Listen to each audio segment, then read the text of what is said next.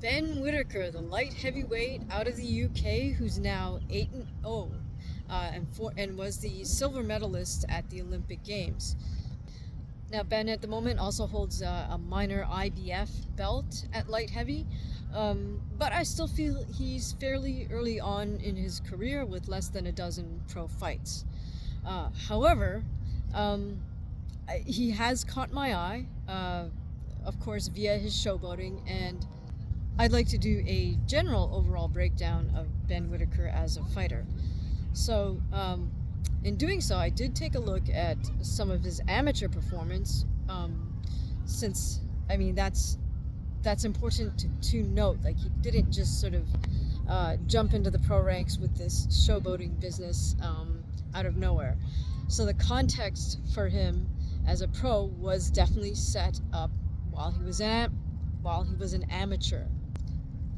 Now, even when Ben was an amateur, he did carry his lead hand, his left hand, kind of low, but he was very disciplined. I'll give him credit for this. He was very disciplined about keeping his right hand right up next to his chin as a good defensive measure.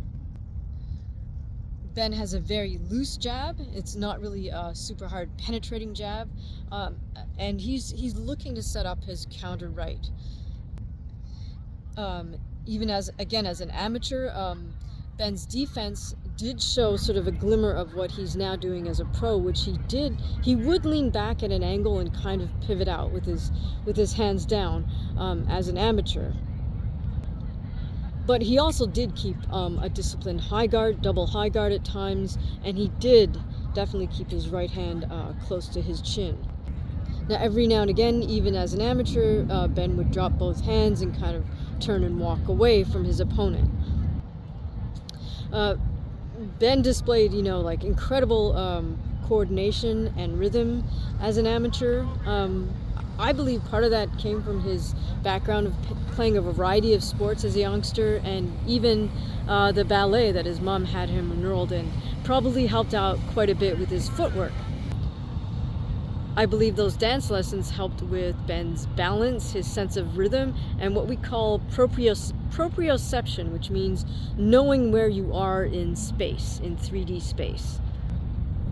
Okay, so let's jump to looking at Ben as a pro.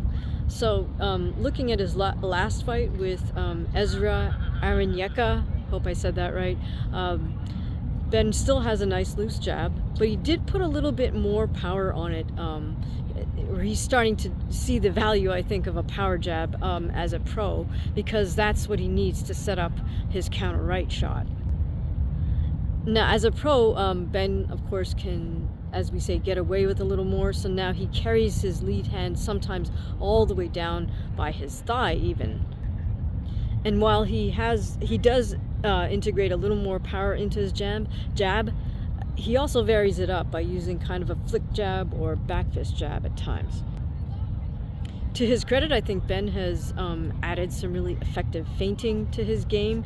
He still has a nice counter right hand with that shoulder roll right hand, and he still does keep his right hand up to his chin in a good defensive mode. I feel like the pro ranks gives Ben the opportunity to kind of let his sort of cheeky personality show a little bit more, because now he can occasionally mock his opponent, or make funny little footwork moves, or do his wind-up bolo punch type moves. All of these things which would be not allowed at all in the amateurs, nor would bending way over and pivoting out be allowed, or turning one's back. So I think Ben's cheeky personality really does get to shine in the pro ranks. But here's the huge but with all this. He says that he's got Sugar Hill in his camp. I'm not, I didn't see Sugar Hill in his corner. But if that's the case, then I expect to see a little bit of a shift in Ben's performance in the ring. Mainly because I think Sugar Hill's a serious trainer, and he wants his fighters to, sit down on their punches and generate power. So I do understand that Ben Whittaker, that's part of his personality to be entertaining and whatnot. But as my former boxing trainer, Lennox Blackmore, would say, you know what? You want to be entertaining? Well, be entertaining by knocking the other person out. And that really is the bottom line in a pro boxing fight. We're here to see a fight. We're not here to see a circus act or be entertained with laughter. We're not here to see a comic act, right? We're here to see two people go at it in the ring and try to render each other unconscious. So my advice to Ben Whittaker, unsolicited of course, is that if he wants to come to the United States and make the bigger dollars, he does need to start knocking his opponents out.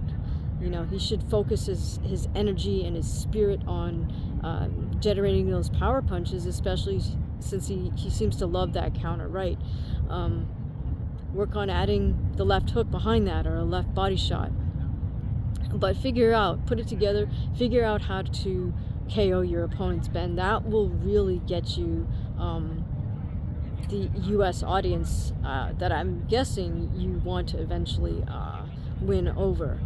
So I'm interested to hear you guys' thoughts on Ben Whittaker, both as an amateur and as a pro fighter. Let me know what you think in the comments below. If you enjoyed this fighter breakdown, please feel free to leave a super thanks over on the right, or head over to buymeacoffee.com/Hamaguchi-fight, where you can buy coffees. And if you love interacting with other fight game fans and you would like early access to all content, please consider joining us in the membership forum. Thank you for listening, and I look forward to reading your comments.